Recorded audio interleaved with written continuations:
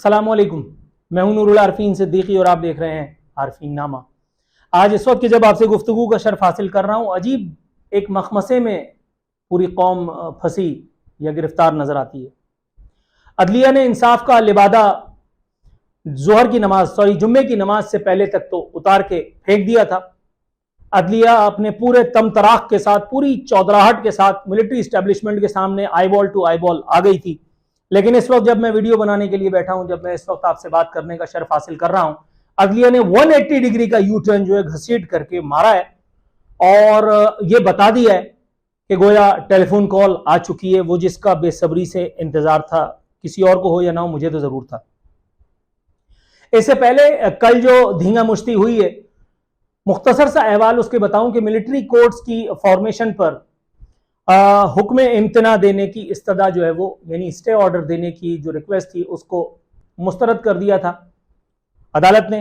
और इस हवाले से जितनी भी गिरफ्तारियां की गई थी उनकी तफसीलात तलब करके अपने खौफनाक अजाइम का इजहार कर दिया था। इक्का दुक्का लाइन अगर पढ़ने में आ जाए, हाँ मैं पढ़ने की कोशिश करता हूं। बताया गया है कि जनाब मन, क्या नाम है, चीफ जस्टिस, मुलजिम को नुमाइंदगी का हक लेकिन वकला को हिरासान, लोगों की निगरानी, गुफ्तगू टेप की जा रही है, पूरा माशरा खौफजदा है, यह शख्सी आज़ादियों की खिलाफ वर्जी है, अटॉर्नी जनरल को सुने बगैर स्टे नहीं देंगे, ये कहना था कल चीफ जस्टिस का। अब आप देखिए कितनी खौफनाक सूरत-ए-हाल कल चीफ जस्टिस साहब ने कितनी खौफनाक सूरत-ए-हाल हमें बताई कि इस मुल्क में कितनी खतरनाक सूरत-ए-हाल हो रही है। जाहिर है सासू माँ की ऑडियो आ गई सामने तो अब किसी और की ना आ जाए, अब मेरी रह गई है। सूरत-ए-हाल वाकई बड़ी खौफनाक थी। एक और मौसूफ है जनाब मन, उनका क्या नाम था, नाम क्या मुतासरीन ने भी फौजी अदालतें चैलेंज की, ये कहना था जस्टिस याहिया का। सर जस्टिस, एक और उनका नाम मेरे जहन से निकल गया, उसके हवाले से भी एक खबर थी, लेकिन बहरहाल समअप करने की तरफ आता हूं। सर, इंतहाई काबिल एहतराम अदालतें, उन्होंने ये अपने अजाइम से कल तक ये बता दिया था कि किसी किस्म की कोई सुनवाई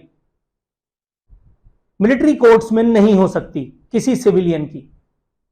यह भी बताया गया था, खुल करके नहीं कहा गया था, लेकिन जाहिर है इस तरह की चीजों से, इस तरह की वन लाइनर्स जो दी गई थी कि इस वक्त मुल्क में इतनी खौफनाक सूरत हाल है, गिरफ्तारियां हो रही हैं, गुफ्तगू टेप की जा रही है, पूरा माशरा खौफजदा है, वकला को हरासा किया जा रहा है। ये लाइन किसकी है? इमरान खान की। तो चीफ जस्टिस जो कुछ कह रहे हैं वो इमरान खान से इंस्पायर्ड क्यों नहीं है? मेरी समझ में ये नहीं आता। खुल करके बात करते हैं, चलो आज हद क्रॉस कर देते हैं, चलो इस मुल्क का चीफ जस्टिस, चीफ पॉलिटिशियन इस मुल्क का क्यों कर साबित नहीं हुआ अब तक की हरकतों को देखते हुए? उसने हर वो काम करने की कोशिश की जिसका फायदा पीटीआई और इमरान खान को हो। उसने इलेक्शन कराने के लिए भी हर हद को जो है वो रौंदा। मैं आज डायरेक्ट मिलिट्री एस्टेब्लिशमेंट से बात करता हूं, मैं किसी और से बात नहीं करता। या तो भाई पहले ये तय कर लो कि तुम ही लोग इस मुल्क के मालिको मुख्तार हो, या तो ये तय कर लो कि तुम लोग केएमसी से बड़ी कोई चीज नहीं हो। केएमसी, वाटर बोर्ड, वापडा, इसी की तरह तुम भी एक इदारा हो। एक वक्त में अपनी मर्जी के लिए तुम मुल्क के सदर को टैक्सी मंगा के देते हो। रफीक तारड़ को जनरल मुशर्रफ के दौर में यह हुआ था, या तो बता दो कि मैं झूठ बोल रहा हूं।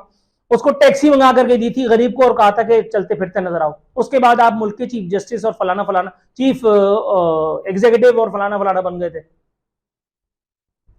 आपको अपनी सहूलत से यहां से 111 ब्रिगेड हरकत करती है और 10 मिनट में हुकूमत फारिग हो जाती है। जब आपको लगता है कि ये इस वक्त जरूरी है ये काम, उस वक्त कोई आइन, कोई फलाना, कोई ढिमकाना कुछ समझ में नहीं आ रहा होता। उस वक्त सिर्फ ये होता है कि यार अभी ये काम उतारना है। जनरल मुशर्रफ के वाले एपिसोड में सब नजर आ गया। नवाज शरीफ ने जो एडवेंचर किया उसका खुमियाजा उसने भुगता। लेकिन क्या आपने किसी से मशवरा किया? कि आपने किसी, उस वक्त आपको यह पता था कि वी हैव टू रेसिप्रोकेट, और आपने किया, जो एक एहसन कदम था जिसकी मैं पहले दिन से हिमायत करता हूं। ऐसा ही होना चाहिए था। इस मुल्क को इन लपाड़िए सियासतदानों पर नहीं छोड़ा जा सकता। लेकिन क्या इस मुल्क को इमरानडू जजिस पर छोड़ना मुनासिब है? क्या तमाम हुज्जत की आखिरी दलील भी आप पूरी नहीं कर चुके? क्या चीफ जस्टिस और सुप्रीम कोर्ट बाकायदा तौर पर अब तक सुप्रीम कोर्ट और सुप्रीम कोर्ट के वो 3 मखसूस जजेस जो इमरान खान और पीटीआई का हर केस सुनते हैं वो खुल करके सामने नहीं आ चुके? तो फिर अब ये सब क्या हो रहा है भाई? अदलिया आईबॉल टू आईबॉल आपके आकर के खड़ी हो गई थी कल तक, वो तो शुक्र है। अब मैं आपको बताता हूं सूरत हाल का एक बिल्कुल बदला हुआ पहलू जिसकी तरफ मैंने शुरू में इशारा किया था। जनाब अमन, ये अब से थोड़ी देर पहले की खबर है, ये अब से थोड़ी देर पहले की खबर है। ये सबसे हैंडसम आपको चीफ जस्टिस नजर आ रहे होंगे। ये लिखा है कि ये कहना कि सिविलियन का कभी फौजी अदालतों में ट्रायल नहीं हो सकता, दुरुस्त नहीं। ये किसने कहा है? चीफ जस्टिस ने। कल क्या कह रहे थे? एक खौफनाक सूरत हाल है, लोगों के घरों में गुफ्तगू टेप हो रही है, वकला को हरासा किया जा रहा है। आज क्या कह रहे हैं?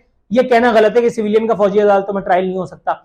अच्छा, कल आपने जिस वक्त ये सब कुछ कहा था तो आप भूल गए थे कि जनरल बाजवा को वो जो मेजर जनरल अस्करी के लौंडे ने खत लिखा था, सिर्फ उसकी हरकत और सकनात से तंग आकर के उसकी पादाश में उसको 5 साल की जेल हो गई थी। भाई उस वक्त क्या आप चीफ जस्टिस नहीं थे? या आपके कान में उस वक्त आवाज नहीं जाती थी? या आपको खबरें सुनाई नहीं देती थी? या आप सोशल मीडिया पे नहीं थे? ऐसा तो कुछ भी नहीं है। जब उस वक्त ये सब जायज था तो अब सब नाजायज कैसे हो चुका? या तो खुल करके अदलिया ये कह दे कि भाई जिसने 9 मई की हरकतें की वो निशाने पाकिस्तान का, पाकिस्तान की सोर्ड ऑफ ऑनर का मुस्तहक है, उसको पाकिस्तान का सबसे बड़ा एजाज दे दिया जाए। अदलिया ये भी नहीं कह रही। वहां फॉर्मेशन कमांडर्स की कॉन्फ्रेंस होती है और कहा जाता है कि हम दहशतगर्दों को और उसके सहूलतकारों को नहीं छोड़ेंगे। उसकी बिल्कुल मुतजाद सूरत हाल कल कोर्ट रूम में पैदा कर दी गई जब चीफ जस्टिस हीरो बनने के लगे और उन्होंने कहा कि धत तेरी की और लत तेरी की। और ये क्या भैया? अच्छा, और ये पहली मर्तबा हमारी अदालतें अलग रोल नहीं दिखा रही हैं, यहां का दिखा करके वहां नहीं मार रही हैं। मैं पहले भी जिक्र कर चुका हूं, इस्लामाबाद हाई कोर्ट में एक केस चल रहा था। कर्नल जोसेफ नामी एक बदबख्त था जिसने सिफारतकारी का ड्रामा करते हुए, जिसने शराब के नशे में इस्लामाबाद में, ऐन इस्लामाबाद में अपनी गाड़ी के नीचे 2 लोगों को रौंद दिया था और उसके बाद उसको लेने के लिए जहाज तक आया था अमेरिकी। इस्लामाबाद हाई कोर्ट चौधरी बनकर के आई। मैं उस वक्त इससे पिछले वाले चैनल पे था, यही सारी बातें मैंने नेशनल टेलीविजन पे कही है। आप मेरा ट्रैक रिकॉर्ड चेक कर लीजिएगा। फेसबुक पे मेरी ये सारी एपिसोड्स मौजूद है, nurularfin.com पे मेरे ये प्रोग्राम मौजूद है, आप चेक कीजिए मैंने कहा है कि नहीं। उस वक्त इस्लामाबाद हाई कोर्ट ने कहा खबरदार, हम इस केस में इंसाफ करेंगे। आपने इस्लामाबाद आया हुआ अमरीकी तैयारा वापस भेज दिया और उसके बाद क्या हुआ? महज कुछ घंटों के फर्क से आपने उसको सिफारतकार तस्लीम भी किया, झक मारी, अपने आप पर हंसी उड़वाई और आपने उसको सिफारतकार तस्लीम करके मुल्क से बाहर भिजवा दिया।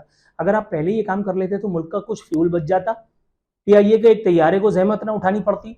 आप इतने बड़े चौधरी नहीं हैं। लेकिन अब देख लें आप ये जो झक मार रहे हैं यहां पे, सुप्रीम कोर्ट के चीफ जस्टिस कहते हैं कि अगर कोई सिविलियन किसी फौजी को बगावत पर उकसाता है तो इसका ट्रायल फौजी अदालत में हो सकता है। देखना होगा कि इंसदाद दहशतगर्दी अदालत के जज ने किस बुनियाद पर फौजी अदालतें, अब ये सब तामझाम है, अब ये सब तामझाम है भाईजान। अगर कल ये सब कुछ सही था तो आज गलत कैसे हो गया? और अगर कल ये सब कुछ गलत था तो आज सही क्यों कर नहीं है? मुख्तसर सी बातें हैं, मुख्तसर सी बातें हैं। क्या आपको नहीं पता कि इस वक्त मुल्क में जो सरासीमगी है वो इमरान खान को फायदा पहुंचाने के लिए उसके इमरानडू जो है वो करते फिर रहे हैं। उसका वो इमरानडू मीडिया का एक छोटा सा फ्रैक्शन जो इस वक्त बाकी रह गया है, समी इब्राहिम, मोरिया मकबूल जान, क्या नाम है उसका, हारून उर रशीद, हसन निसार, सियासत टीवी, सियासत पीके, कुछ यूट्यूबर्स, इनके जरिए से इसको चलाया जा रहा है। क्या आपको नहीं मालूम? क्या आपको नहीं पता? इसके अलावा जितने नाम है वो सारे इनसिग्निफिकेंट है, इसलिए मैंने उन नामों को नहीं लिया। वो सारे इनसिग्निफिकेंट है, उनमें किसी में इतना दमखम नहीं है कि वो एक टेलीफोन कॉल भी सह सके। मैंने बड़े बड़े नाम लिए। तो क्या आपको नहीं पता कि इस वक्त आप जिस केस की सुनवाई कर रहे हैं उससे पाकिस्तान का न सिर्फ कौमी मफाद बल्कि दरहकीकत रियासत पाकिस्तान और पाकिस्तान की मिलिट्री इस्टेब्लिशमेंट बल्कि पाकिस्तान के शहीदों की इज्जत और वकार बराह रास्त उससे मुंजबित है, मुंसलिक है। आप इसमें से भी मीडिया कवरेज का वो चस्का जो आपको पड़ा है इफ्तिखार चौधरी और साकिब नासूर जैसे जजेस से, आप इसमें भी चटखारे लेने से बाज नहीं आ रहे। कल आपने क्या कहा? स्टे ऑर्डर नहीं देंगे। कल जस्टिस फायज ईसा को आपने एक तुरुप का पत्ता अपने तौर पर खेला था, वो तो होशियार निकले, वो इस बेंच में बैठे नहीं। उन्होंने आपकी वो कोशिश जो आप उनको ड्रैग करके इस केस में करना चाह रहे थे, जो उनको उनके साथ, उन्होंने उस कोशिश में आपको कामयाब नहीं होने दिया। जस्टिस काजी फायज ईसा भी तो 2 रोटी खाते हैं ना, सिर्फ उमर अता बंदियाल के घर में आटा थोड़ी आता है। नूरुल आज़मीन के घर में भी तो एक आध रोटी पकती ही होगी ना, कि उसको नजर आ रहा है कि इसमें मुल्क का चीफ जस्टिस करना क्या चाह रहा है। मैं मिलिट्री स्टेब्लिशमेंट से दोबारा ये पूछना चाह रहा हूं कि भाईजान, या तो आप लोग तय कर लें कि आप इस मुल्क का सबसे बाजगुजार, महकूम और सबसे जिसको कहते हैं कि मुन्ना किस्म का इदारा है, सबसे मजलूम इदारा है, जिसके सर पर कोई भी किसी भी वक्त चपत रसीद करके और जाकर के अदालतों के पीछे खड़ा हो सकता है।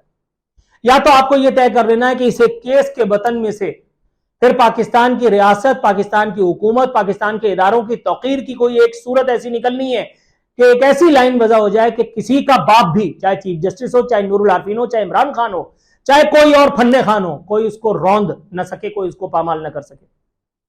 ये केस कहां जाकर के खत्म होगा इसका तो कुछ नहीं कहा जा सकता, लेकिन हमारी अदलिया जो कुछ कर रही है उससे जो कुछ हो सकता है इस मुल्क में, वो होगा या नहीं होगा इस बारे में अभी कुछ कहना कबल वक्त है। स्टैब्लिशमेंट बदस्तूर सकते किसी सकरात किसी कैफियत में, आलम नजा में शायद सब कुछ देख रही है। कब तक देखेगी? अगेन एक छोटा सा शेर पढ़ के और खत्म करता हूं। मिट जाएगी मखलूक तो इंसाफ करोगे, मुनसिफ हो तो कैर उठा क्यों नहीं देते। अगर तुम्हें पता है कि तुम सही हो, अगर तुम्हें पता है कि तुम्हारा केस जेन्युइन और मेरिट बुनियादों मेरिट के ऊपर है, तो फिर ये तामझाम काहे का लगाया हुआ है अदालतों का? अदालतों ने तो नहीं भिजवाया था ना रेमंड डेविस को, शुजा पाशा ने भिजवाया था ना, यानी आईएसआई, यानी आईएसआई का मतलब फौज, यानी फौज का मतलब आर्मी चीफ। तो भाई ये तो हमारी रिवायत है, ये तो फिर ये अदालतों के पीछे छुप करके ये सब कुछ करने की क्या जरूरत थी? खुल करके कह चुका हूं, मेरा ख्याल है कि इससे ज्यादा खुलने की क्या जरूरत है? सब कुछ तो कह दिया। कौन है पाकिस्तान का इतना बड़ा पन्ने खान या तीसमार खान, वीलॉगर या यूट्यूबर या नेशनल टेलीविजन पे बैठ करके इतनी बात करने वाला? कोई नहीं, अल्हम्दुलिल्लाह।